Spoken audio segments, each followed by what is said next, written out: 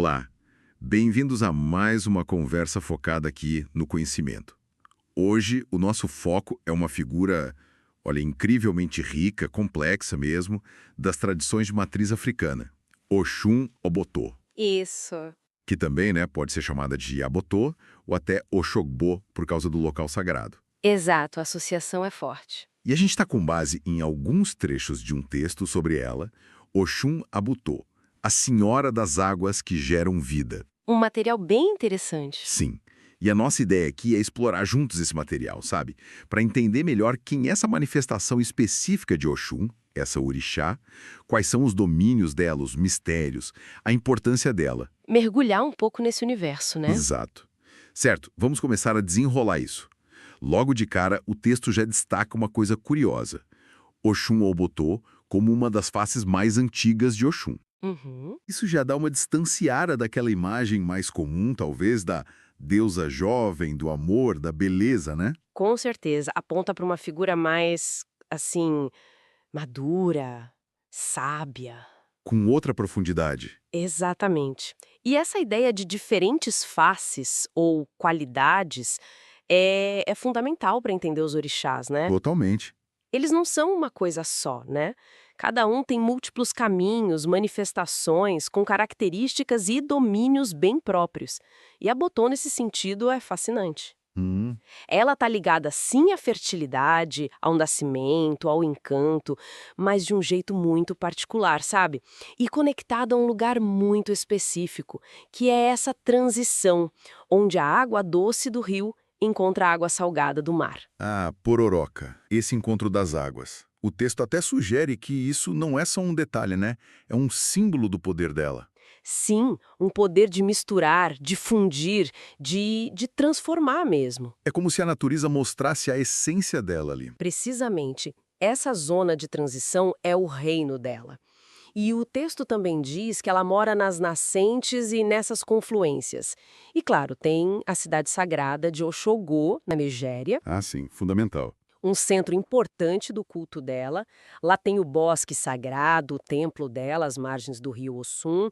É até patrimônio mundial da Unesco, para você ter uma ideia da importância. Nossa, isso mostra o peso e a antiguidade desse culto. Mas por que esses lugares, as confluências, são tão importantes espiritualmente para ela? Olha, esse é um ponto central.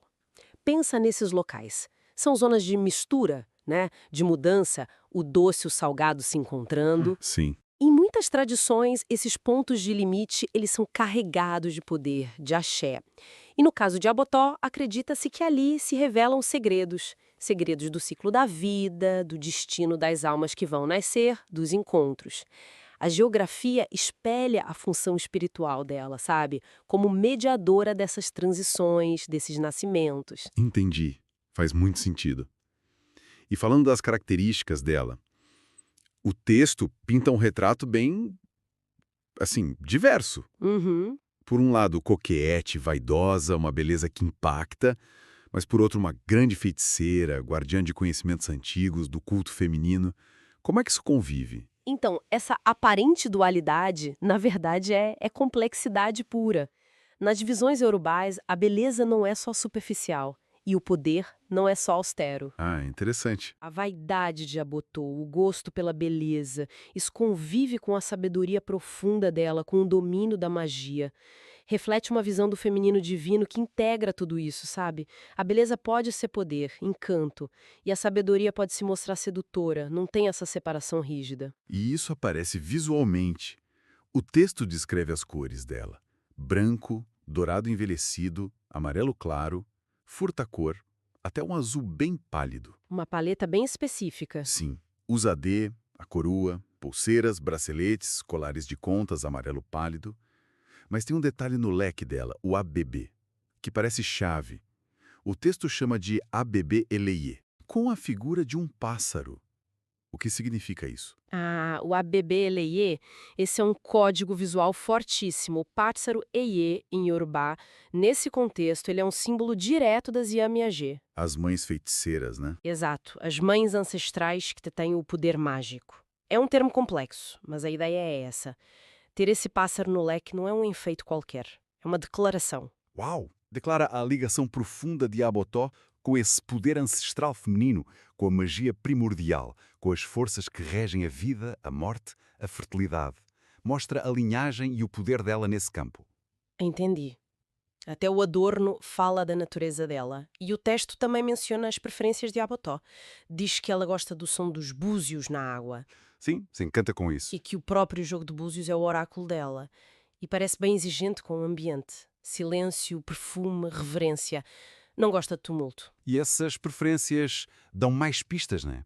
O fascínio pelos búzios, tanto o som quanto o uso para adivinhar, reforça a ligação dela com o mistério, com o oráculo. Faz sentido. E a exigência de silêncio, perfume, respeito, isso não é capricho. Indica que para acessar a sabedoria dela, para se comunicar com essa força, precisa de um estado de concentração, de respeito ritual, um ambiente limpo, propício. Ela não se revela de qualquer jeito. Tem que ter preparo, né? Considerando essa profundidade toda. E isso leva às funções espirituais dela, que são bem marcantes. O texto a coloca como uma parteira divina. Exatamente. Atuando no parto, ajudando as mulheres. E menciona uma ligação muito forte com os abicu. O que são exatamente os abicu? E qual o papel dela aí?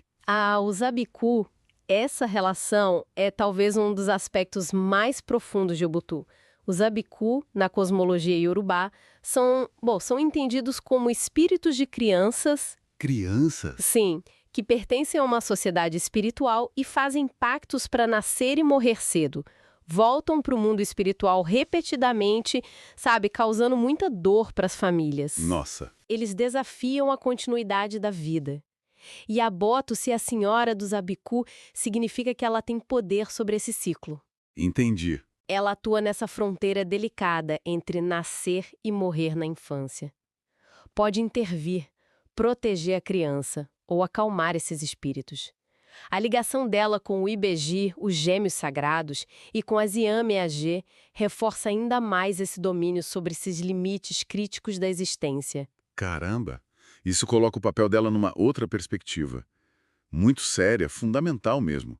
Não é só a deusa das águas que se encontram. Não mesmo. É a guardiã dessas transições mais frágeis, enigmáticas da vida humana. O nascimento e essa linha tênue com a morte prematura. Exatamente. É um papel de muita responsabilidade, muito poder.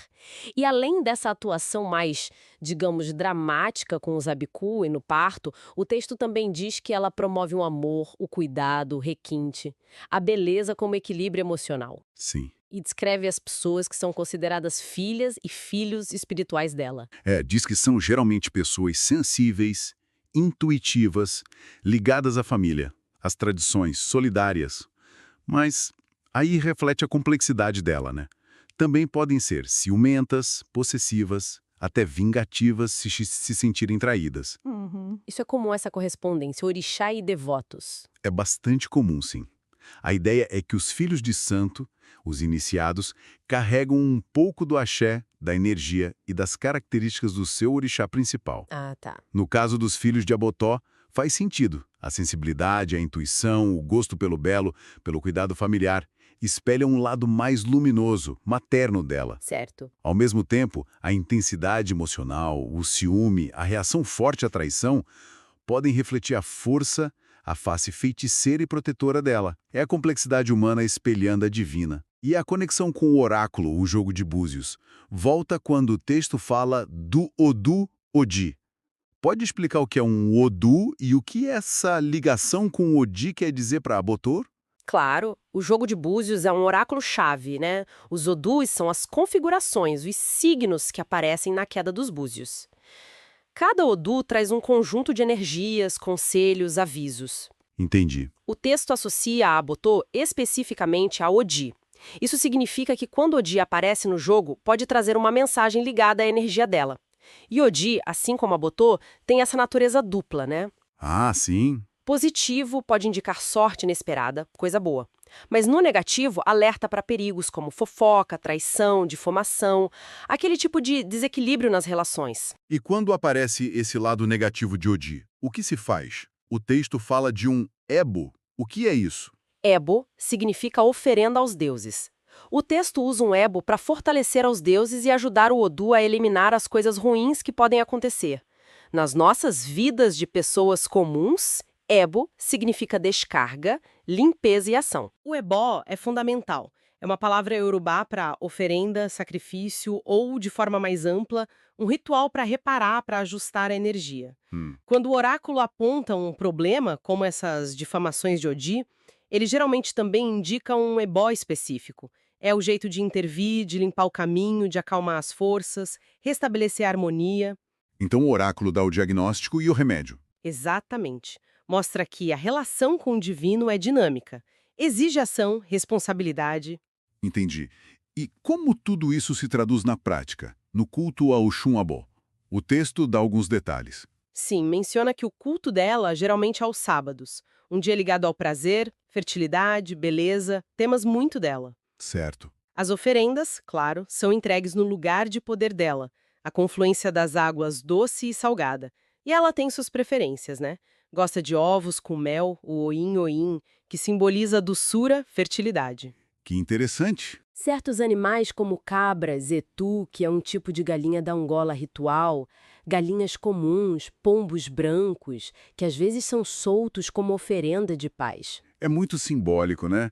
O dia, o local, os itens, tudo reforça a natureza dela que a gente está vendo. Totalmente. E o texto vai além, fala de diferentes fases ou variações de Abotô.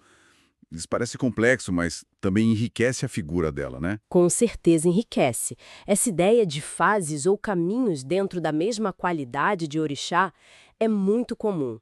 Mostra profundidade disso. Não é uma figura parada no tempo. Sim. O texto destaca 3 aspectos principais. Podemos pensar como ênfases diferentes da manifestação dela. Quais seriam? Primeiro, um aspecto mais de maturidade jovem, talvez entre 25 e 35 anos, em termos humanos. Aí ela é forte, sedutora, muito feiticeira. Dizem que divide o trono das grandes feiticeiras com outras qualidades de Oxum, como Ijimu e Ayalá. É chamada Rainha da Cumeira, indicando poder no terreiro. E aí as vidações com Iemanjá, a orixá do mar, e Oxalá, da criação, são fortes. E, curiosamente, nessa fase, ela também pode ser cultuada em lagoas. Interessante. Uma boto cheia de vigor. E a segunda fase? A segunda é um aspecto mais ancestral. Conecta ela direto às Yami Oxorongá, às mães primordiais, com aquele poder imenso, às vezes até temível. Ah, sim. Aqui, a Boto carrega os mistérios mais profundos da feitiçaria ancestral feminina, da sabedoria antiga.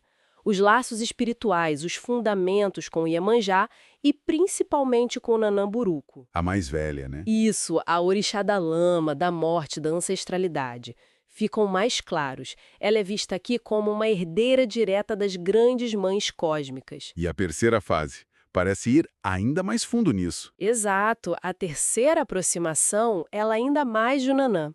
É o aspecto idoso, a anciã sábia, guardiã da memória.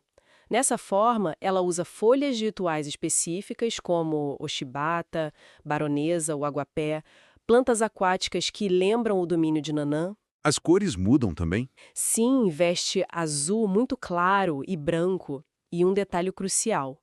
O igbá dela, o assento sagrado no terreiro, é de louça e tem uma miniatura do ibiri. O símbolo de Nanã. Exatamente. Aquele cetro de folhas de palmeira, símbolo da ancestralidade. Ter um ibiri miniatura no igbá dela reforça demais esse papel de ancião venerável. Nossa, é incrível como uma qualidade tem tantas camadas, representando fases da vida, conexões diferentes. E as lendas, os itãs, devem ajudar a ilustrar isso. O texto traz algumas. Sim, as narrativas míticas são chave para passar a essência e a história dos orixás. O texto menciona 2 lendas principais de Abutuló. A primeira é ligada à fundação do culto em Oxogbo. Aquela da princesa. Essa mesma. Conta que uma princesa foi tragada pelo rio. Deram ela por morta, mas tempos depois ela apareceu viva, linda, saindo das águas. Disse que foi cuidada por uma deusa do rio Abotô. Que história! Aí, em gratidão, o rei pai dela criou festas anuais para a deusa e a princesa virou a primeira sacerdotisa-chefe, a Ialoxa, e fizeram um pacto. Todo ano, a filha mais nova da realeza seria dedicada a Abotô para garantir a continuidade do culto e a proteção da cidade. Funciona quase como um mito fundador, explicando a origem do culto real, a importância da linhagem feminina. Exatamente, é um contrato entre a cidade e a divindade. E a outra lenda? Qual é? A segunda foca mais nas relações entre os orixás. Apresenta Iabotó como filha de Nanã. Diz a história que Nanã, talvez com medo que a beleza e o poder da filha a ofuscassem, decidiu abandonar Iabotó. Mas ela não só sobreviveu, como floresceu sozinha, virou uma divindade poderosa por força própria. E que essas lendas ensinam além da história em si? Elas são cheias de significado. A primeira, de Oxobô, como você falou, estabelece a legitimidade do culto, a troca entre humano e divino, a importância daquele lugar. Explica por que Oxobô é sagrada para ela. Sim. A segunda, da filha abandonada, toca em temas mais universais, né? A complexidade das relações mãe-filha, até entre deusas, rivalidade, medo de ser superado. Verdade. Mas principalmente fala de resiliência, de encontrar força e florescer mesmo com rejeição ou abandono, afirmando o próprio valor. São histórias sobre origens, pactos, mas também sobre a natureza humana e divina. É fascinante como condensa tanta coisa. E o texto ainda traz outra camada, a perspectiva da nação Jeje. O que isso muda ou acrescenta? Traz uma visão complementar importante. A nação Jeje, no candomblé, preserva as tradições dos povos Fon, do antigo Daomé, vizinhos dos Yorubás. Certo. Na tradição Fon, as divindades são voduns, não orixás. O texto diz que, na visão Jeje, Abotó, ou Aboto, às vezes a grafia muda, é um vodum feminino das águas. Então ela existe nas duas tradições. Sim, é reconhecida como uma das voduns mais antigas, ligada tanto a Oxum, o equivalente Yorubá, quanto a Iemanjá. As identidades podem até se misturar um pouco, mas ela tem seus próprios caminhos. Então, Vodum é o termo Fon para orixá Yorubá, basicamente. E Abotô tem características parecidas nas duas. Basicamente, sim. Vodum é Fon, orixá e Yorubá. Essas culturas interagiram muito, então tem muitas correspondências. A visão Jeje sobre Abotô reforça muito o que vimos. Ela é ancestral, poderosa, ligada às águas profundas, ao ouro, ao silêncio, usa o oráculo de Búzios, exige respeito. Mostra uma convergência, né? Exatamente. Uma convergência notável no entendimento dessa energia feminina aquática ancestral, mesmo com nomes e rituais talvez um pouco diferentes. E só reforça a profundidade e amplitude dessa figura. Certo. Então, depois de passar por tudo isso, a natureza antiga, a ligação com as confluências, o poder sobre nascimento e abico, a beleza e a feitiçaria, as cores, o leque, as preferências, o culto, as fases, lendas, visão Jeje. Como a gente pode resumir a essência de Oxum Abotô? O que fica mais forte? Olha, se a gente fosse destilar a essência, Oxum Abotó surge como a personificação da maturidade feminina divina, no seu poder pleno e complexo. Ela é o ventre que gera, a água que nutre, mas também a confluência que transforma, que dissolve fronteiras. É a mãe ancestral com segredos mágicos, a feiticeira, a parteira sagrada que ampara a vida, a senhora da beleza que encanta, mas também da profundidade misteriosa que pede silêncio e respeito. Uma força poderosa nos limites da existência. Exatamente. Ela não é só uma face de Oxum, é uma força que governa esses limiares cruciais. Uma imagem muito forte. Parece representar aquela sabedoria que vem da experiência, do ciclo de vida e morte. Isso, a sabedoria do tempo, da experiência, o encanto que pode ser acolhedor ou perigoso, o poder transformador das águas que unem mundos doce e salgado, vida e morte, e os mistérios do feminino ancestral, ligados a Ziame. Sim. Ela tem a ver com beleza, amor, cuidado, claro, mas é uma beleza que cura, que inicia, que protege, que decide sobre a vida e a morte nos momentos frágeis. Cultuar Abotô é buscar conexão não só com a fertilidade física, mas com o poder que existe nas transições, na sabedoria acumulada, na magia que tece os destinos. É realmente profundo. A complexidade e a riqueza de figuras como Oxum Abotô são um lembrete forte da profundidade filosófica, espiritual, cultural das tradições de matriz africana. Entender essas camadas é essencial para valorizar essa herança de forma genuína, respeitosa. Sem dúvida. E talvez isso deixe a gente com uma questão para pensar, né? Se Oxum Abotô encontra tanto poder e mistério nesses pontos de transição, o encontro das águas, o limiar dos Abiku, onde mais nas nossas vidas, no nosso conhecimento, na sociedade, a gente encontra essas confluências ou limiares? Boa pergunta. Que outros pontos de encontro entre coisas diferentes, talvez opostas, podem esconder um poder parecido de criação, de transformação, de revelação? Onde mais a fusão do distinto gera algo novo e potente? Fica aí pra gente refletir.